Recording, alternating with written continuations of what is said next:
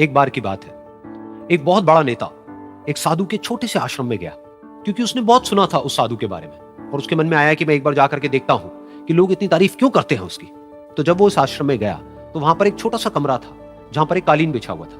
वहां पर कुछ लोग बैठे हुए थे नीचे और साधु जी सामने बैठे हुए थे। कुछ सवाल जवाब चल रहा था। तो जैसे ही वो अंदर गया, वो अकेला नहीं था, उसके साथ में 4 बॉडीगार्ड्स भी थे और उसको ये आदत थी कि जहां पर भी वो जाता था लोग अपनी जगह से खड़े हो जाते थे, उसकी तरफ देखते थे, हाथ जोड़ते थे, अपना सर झुकाते थे। लेकिन यहां पर ऐसा कुछ भी नहीं हुआ। साधु ने उसकी तरफ देखा तक नहीं, क्योंकि वो साधु किसी के सवाल का जवाब दे रहे थे। लेकिन नेता को इस बात पे गुस्सा आ गया। नेता को लगा कि ये मेरी बेइज्जती है।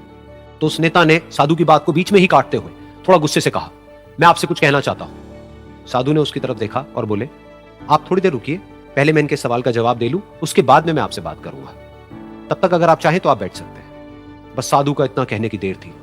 नेता का चेहरा गुस्से से लाल हो गया और फिर उसने अपना सारा गुस्सा उस साधु के ऊपर निकाल दिया। अभी तक वो नेता बहुत ही तमीज से बात कर रहा था, यानी कि आप कह करके बात कर रहा था। अब वो तू तड़ाक पे उतर आया। नेता ने उस साधु को कहा, तुझे पता भी है मैं कौन हूं और तू किससे बात कर रहा है?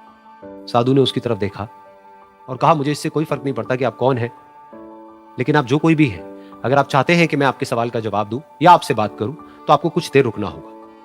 और साधु के ये कहते ही नेता गुस्से से पागल हो गया और वहीं सबके सामने चीखने चिल्लाने लग गया, अब मैं तुझे तेरी असली औकात दिखाऊंगा। तूने मुझसे पंगा लेकर के ठीक नहीं किया है। तुझे पता भी है मैं तेरे बारे में क्या सोचता हूं। साधु ने फिर से उसकी तरफ देखा और बड़े ही प्रेम से कहा कि मुझे इससे कोई फर्क नहीं पड़ता है कि आप मेरे बारे में क्या सोचते हैं। आप जो चाहे वो मेरे बारे में सोच सकते हैं। फिर उस नेता ने बोला कि तू चाहे सुनना चाहता है या नहीं, लेकिन मैं तुझे बताऊंगा यही सबके सामने कि मैं तेरे बारे में क्या सोचता हूं। तू एक बहुत ही घटिया इंसान है। तू कोई साधु नहीं है, तू एक ढोंगी है, पाखंडी है और यहां पर जितने भी लोग बैठे हैं उन सबको बेवकूफ बना रहा है। तेरा बस एक ही मकसद है कि इन लोगों की जेब में जितना भी पैसा है वो सब तेरे पास में आ जाए। तू अपने फायदे के लिए इन लोगों का इस्तेमाल कर रहा है और अब मैं तुझे नहीं छोड़ने वाला। तेरा पर्दाफाश करके रहूंगा पूरी दुनिया के सामने। लेकिन उसके इतना बोलने के बाद भी उस साधु के चेहरे पर हल्की सी मुस्कान बनी ही रही। ये देखकर वो और दिल मिला गया और उसने कहा, अब बहुत हुआ, अब मैं यहां 1 मिनट भी नहीं रुकने वाला।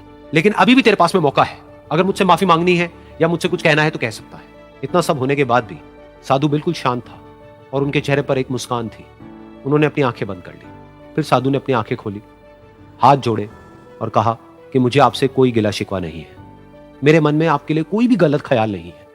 जो भी आपने मेरे बारे में कहा वो आपकी अपनी सोच थी, तो मुझे आप में कोई भी बुराई नजर नहीं आती है। मुझे आप एक बहुत ही भले इंसान लगते हैं। और साधु के इतना कहते ही नेताजी का दिमाग 7वें आसमान पर पहुंच गया। उनके चेहरे पर एक अजीब सी खुशी थी, क्योंकि उस साधु ने वो ही कहा जो बाकी सब लोग उस नेता को कहते हैं। और वो खुशी खुशी उस आश्रम से अपने घर की तरफ चला गया और जा करके अपने पिताजी के साथ में बैठ गया। उसके पिताजी की आंखें बंद थी और वो ध्यान में थे। पूरी जिंदगी उन्होंने सिर्फ लोगों की सेवा करी और बदले में कुछ भी एक्सपेक्ट नहीं किया। तो थोड़ी देर बाद जब उन्होंने अपनी आंखें खोली और देखा अपने बेटे को अपने साथ बैठे हुए, तो उनके बेटे के चेहरे पर आज एक अजीब सी खुशी थी जो आज से पहले उन्होंने कभी नहीं देखी थी। फिर उसने एक एक करके सब कुछ बताया कि आज क्या हुआ, किस तरह से वो आश्रम गया, वहां पर क्या हुआ, उसने क्या कहा, उन्होंने क्या कहा। तो जब इसके पिताजी ने पूरी बात सुनी तो थोड़ा सा मुस्कुराए और अपने बेटे को देख करके बोले कि उन्होंने तुम्हारी तारीफ नहीं करी है, क्योंकि उन्होंने वो नहीं कहा कि जो तुम हो, उन्होंने वो कहा कि जो वो खुद है। और तुमने जो भी कुछ उनको कहा वो नहीं कहा कि जो वो है, बल्कि तुमने वो कहा जो तुम खुद हो। यही बात वेदों में भी कही गई है, यथा दृष्टि तथा सृष्टि। ये दुनिया तुम्हें वैसी नहीं दिखती है जैसी कि ये दुनिया है। ये दुनिया तुम्हें वैसी दिखती है जैसे तुम खुद हो। जिसकी नजर जैसी है उसके लिए ये दुनिया वैसी ही है। तो अगर तुम अपनी दुनिया को बदलना चाहते हो तो उसका सिर्फ एक तरीका है, अपनी नजर को बदलो।